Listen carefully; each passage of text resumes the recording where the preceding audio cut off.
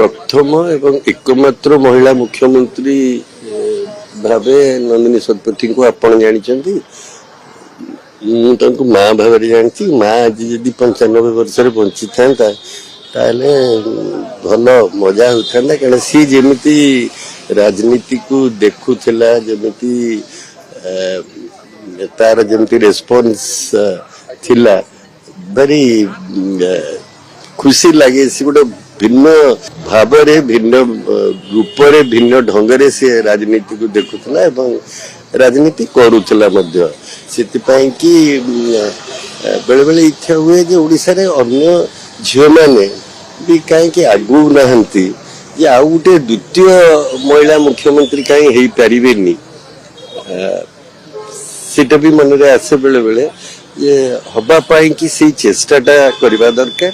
एवं ओडिशार झील मैंने करें खाली से आत्मविश्वास तार अभाव रोचे मुख्यमंत्री कहीं ओडिशार झील सबू किछि करें ये विश्वास मोर अच्छी एठी नारी जाति सबु बेले हिस्टोरिकली जदि इतिहास को देखा जाए आमर नारी जाति हूँ गोटे जाति जो हुलुहुली जोटा पकेले जितेबाला